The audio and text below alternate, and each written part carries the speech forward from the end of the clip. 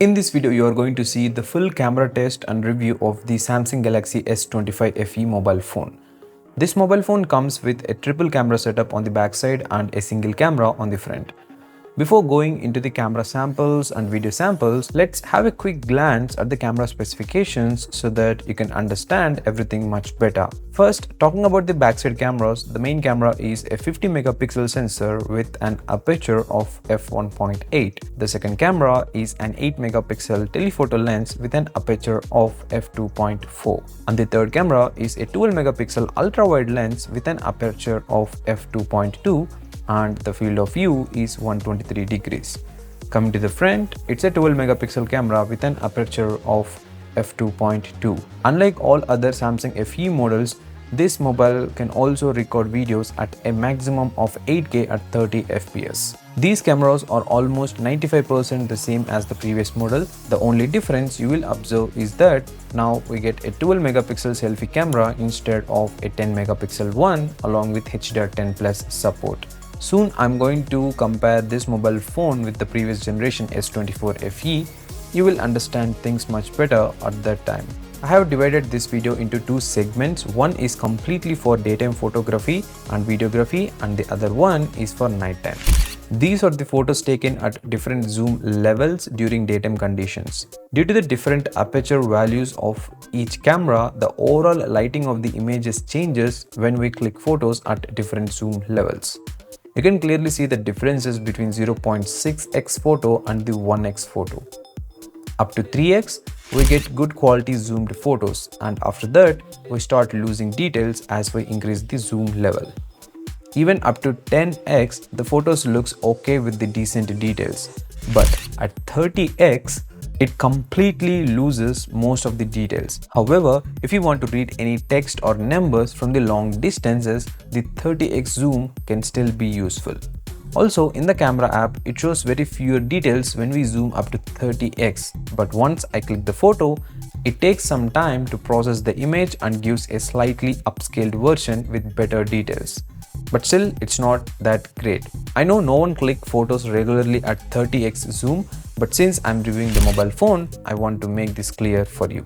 So, the sweet spot for clicking photos on this mobile phone ranges from 1x all the way up to 10x. Now, these are the photos taken with the front-facing camera in portrait mode. As you can see, the background blur is okay most of the time. Do note that this mobile phone does not have autofocus for the front-facing camera. These are the normal images, meaning without portrait mode. These also came out very well with good details. If you want good zoomed in photos, 3x is the best option on this mobile phone. These photos are taken at the 3x zoom range. The quality and details are very good. The camera app interface and AI features on this mobile phone are the same as those on other Samsung mobile phones. Now have a look at the videos recorded at different zoom levels during daytime outdoor conditions. This is the video recording at 4K 30 FPS by using the back-facing camera and the 2 in 0.6x mode. You cannot record in 60 FPS in this mode, but in 1x, yes, you can.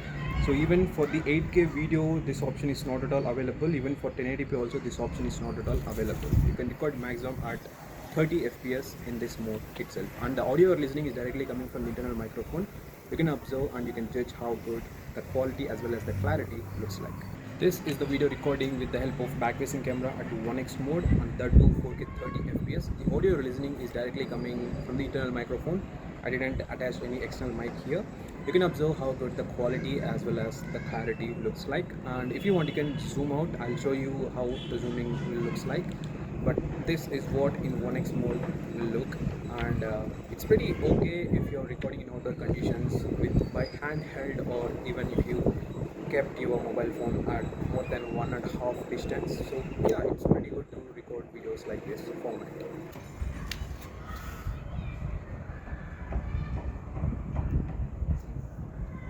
One X.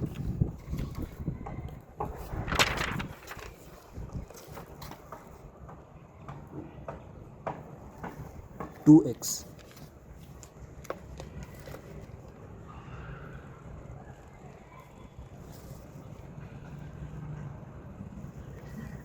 3x. 4x.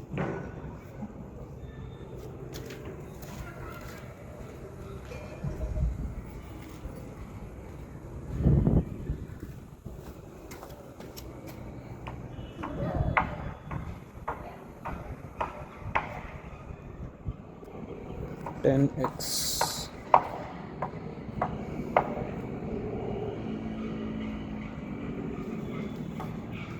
1x.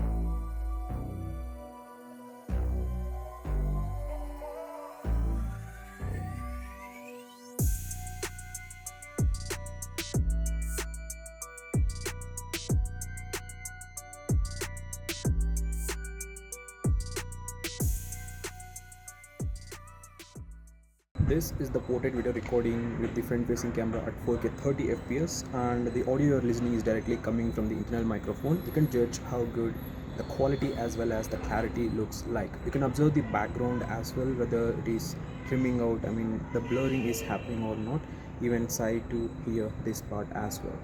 As you can see here, there is slight deviation, I mean slight time delay I am observing, but still it's doing pretty good job.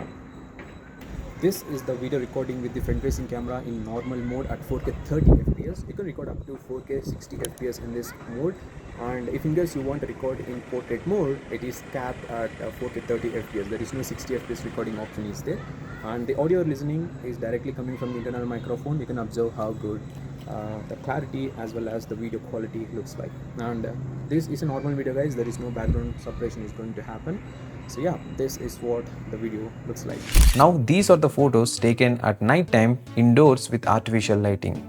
It captures a lot of noise even with proper lighting, especially under room lighting conditions.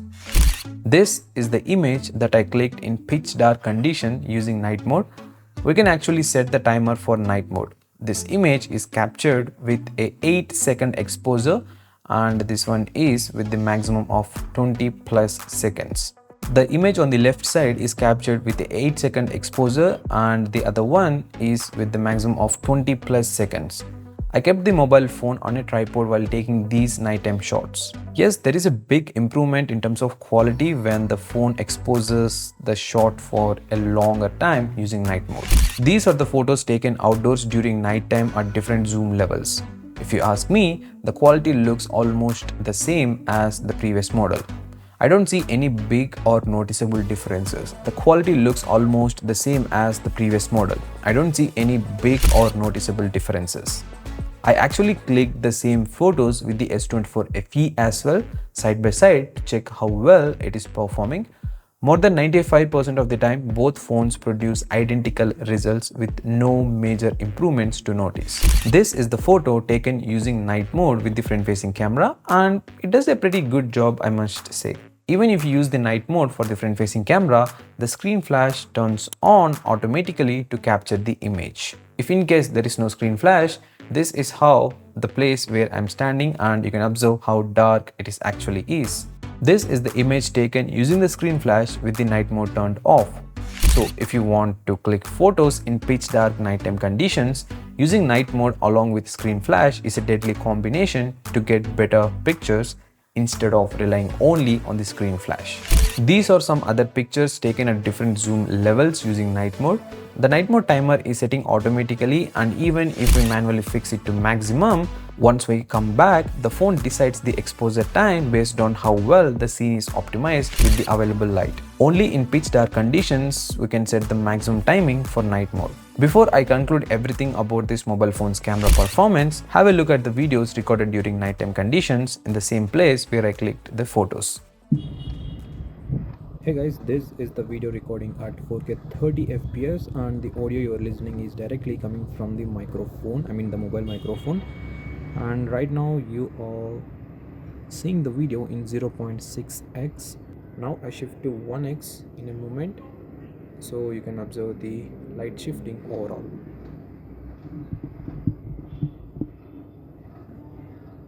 This is at 1x. You can observe the before and now, how the light shift happened. Next I'm going to do 2x zoom.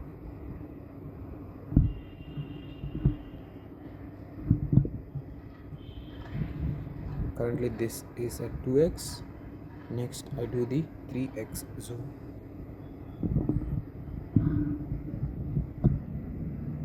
This is at 3x. Next, if we want, we can zoom up to 12x, but after the 3x I can say the quality of the video is going to be decreased. I'll show you at maximum how it looks like.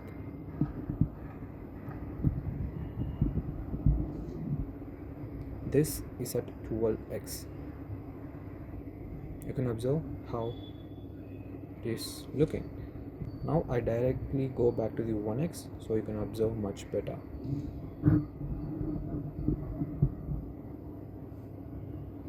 This is at 1x. This is the video recording in outdoor conditions, that too in pitch dark. The sad thing here is still this mobile also doesn't have any inbuilt screen flash for recording the videos. And yeah, this is what the video looks like. Alright, coming to the final verdict of the Samsung S25 FE cameras, all I can say is that they are almost identical to the previous version. There are very minor improvements, but there are very nitpicking. The photos are very good, the sharpness is good, dynamic range is decent, and the color reproduction is also almost accurate. However, there are times when the contrast is not great in indoor conditions. The videos look great during daytime conditions. If you are a vlogger or someone who uses the camera mostly during daytime, you won't feel bad using this mobile phone. You get very good quality for the price. When it comes to nighttime or low light photos, this mobile phone behaves like most other Samsung phones. If you want cleaner looking photos, I highly suggest using the night mode option every time.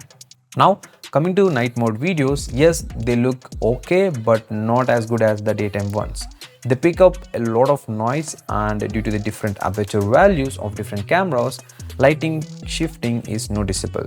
You can clearly observe darker videos in 0.6x mode compared to 1x mode. So finally, all I can say is that if you are someone using the Samsung S23 FE or S24 FE, you don't need to upgrade to this mobile phone just for the cameras. I still feel there is a lot of room for improvement in these mobile phone cameras, especially in low light conditions. This mobile phone comes with a good weight management, thin bezels, a slight improvement in battery capacity, and improved charging speeds.